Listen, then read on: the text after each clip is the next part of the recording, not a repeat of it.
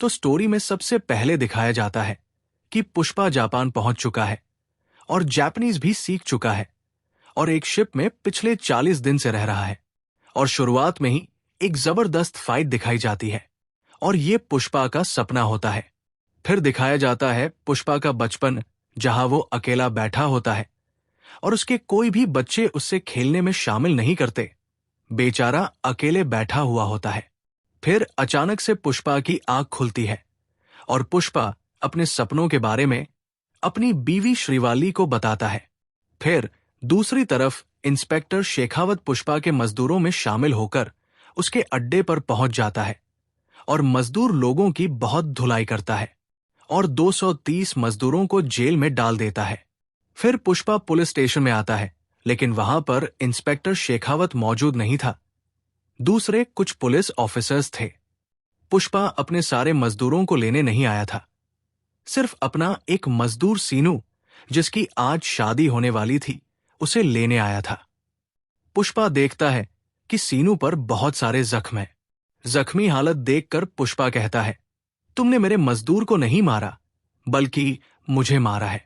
अब मैं सारे के सारे मजदूर यहां से ले जाऊंगा। ये सुनकर पुलिस कहती है, अगर आपने ऐसा किया तो हमारी नौकरी चली जाएगी। तो पुष्पा जवाब देता है, आज से तुम सब लोगों का सारा खर्चा मैं दूंगा। अब तुम यहां से रिटायर हो जाओ। और ऐसे ही होता है। और जब शेखावत पुलिस स्टेशन में आता है तो पूरा पुलिस स्टेशन खाली रहता है। पुष्पा की बीवी एक दिन पूजा के लिए मंदिर जाती है तो वहां पुष्पा का सौतेला भाई मुरली मौजूद होता है, जो पुष्पा से नफरत करता है और वो श्रीवाली को उल्टी सीधी बातें भी करता है। लेकिन मुरली की बेटी कावेरी श्रीवाली से बहुत प्यार करती है और उसे चाची चाची कहती है। जब एक दिन पुष्पा चीफ मिनिस्टर से मिलने जा रहा था तो श्रीवाली ने उससे बोला, सीएम के साथ अच्छी फोटो खिंचवाना, फिर हम लोग उस फोटो को फ्रेम करके घर पे लगाएंगे।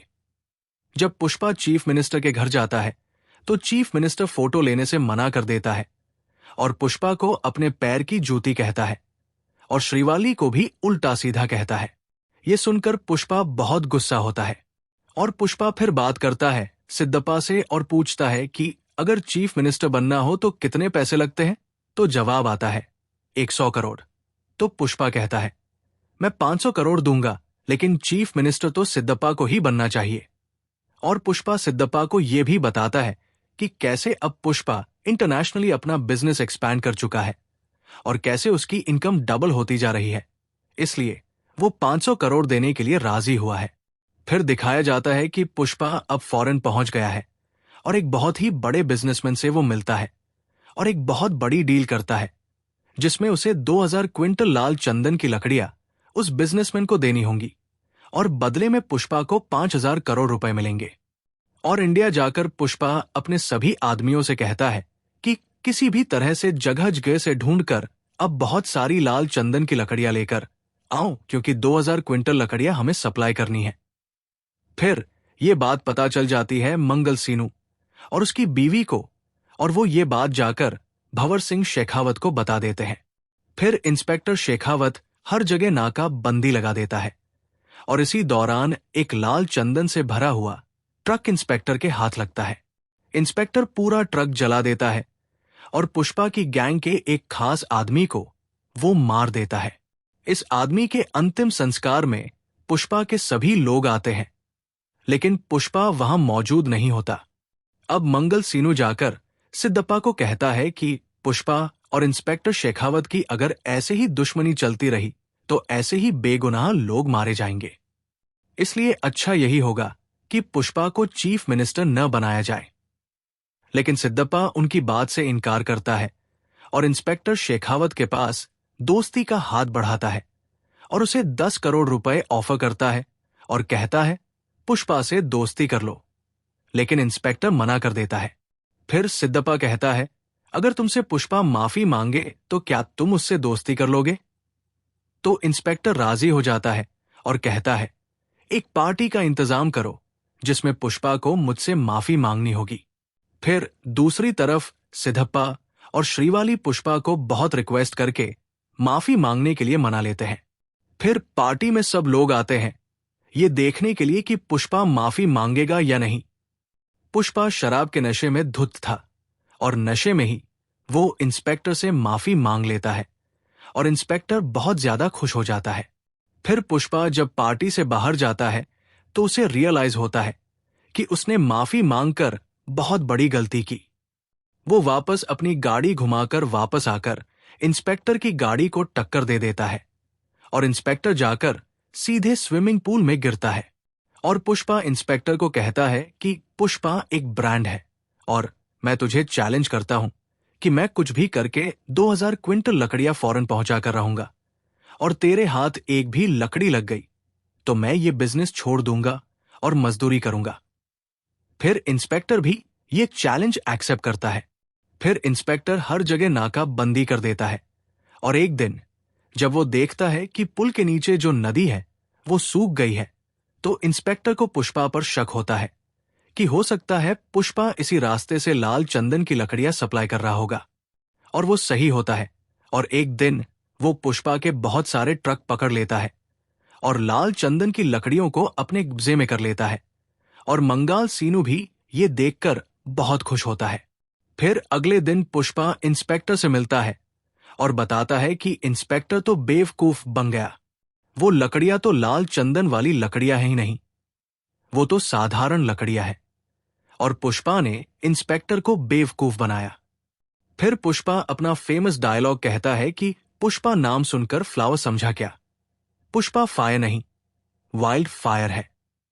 फिर पुष्पा इंस्पेक्टर को चैलेंज करता है कि वो जल्द ही अपनी लाल चंदन की लकड़ियों को बॉर्डर पार कराने वाला है, अगर रोक सको तो रोक लेना।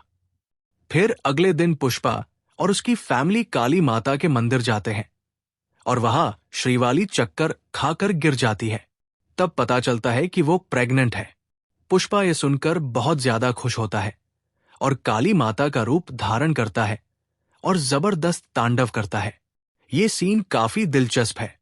फिर पुष्पा श्रीवाली से कहता है कि मैं काली मां से प्रार्थना करता हूं कि मुझे बेटा ना हो, बेटी हो, क्योंकि बेटा हो गया तो उसे सरनेम देना होगा और मेरा तो कोई सरनेम ही नहीं है। फिर पुष्पा देखता है कि वहां कुछ लोग पुष्पा की भतीजी के साथ छेड़छाड़ कर रहे थे। फिर पुष्पा उन लोगों की बहुत पिटाई करता है और ये एक्शन सीन्स इमोशन से भरे हैं और मुरली आकर उन छेड़छाड़ करने वाले लोगों को आधा गंजा कर देता है और पुष्पा से कहता है कि तुम कुछ भी कर लो, हम तुम्हें कभी नहीं अपनाएंगे और ना ही अपना सरनेम तुम्हें देंगे। फिर इंस्पेक्टर शेखावत को जब पता चलता है कि पुष्पा के लाल चंदन की लकड़ियां शिप से होकर श्रीलंका जा रही हैं, तो वो उसे पकड़ने की कोशिश करता है, लेकिन वो नाकाम हो जाता है। जब पुष्पा का माल श्रीलंका पहुंच जाता है तो उसे बहुत सारे पैसे मिलते हैं और पुष्पा इन पैसों को सोफे के अंदर भरकर वहां के सभी एमएलए को भेजता है, यानी कि सभी एमएलए को पुष्पा खरीद लेता है। अब दूसरी तरफ इंस्पेक्टर बहुत ज्यादा परेशान था क्योंकि वो पुष्पा से हार गया था।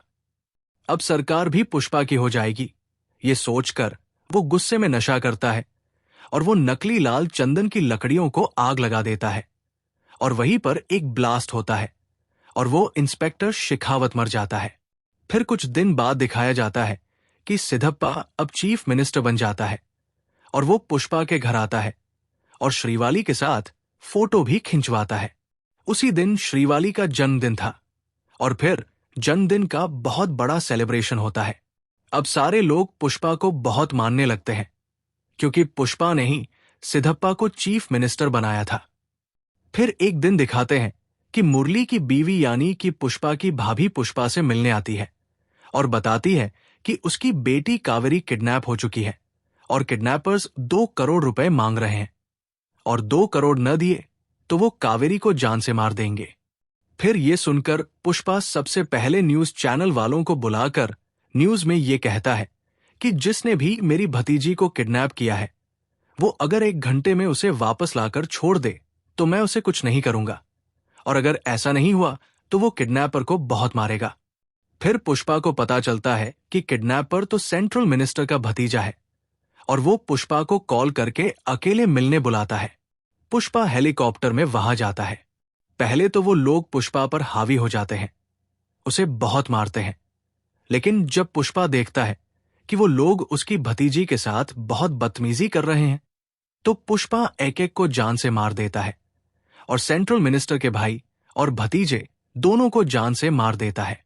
फिर अगले दिन पुष्पा का सौतेला भाई मुरली आकर पुष्पा से माफी मांगता है और कावेरी की शादी का कार्ड देता है, और कार्ड पर फैमिली मेंबर्स में पुष्पा का नाम भी लिखा था, वो भी उसके बाप के नाम के साथ।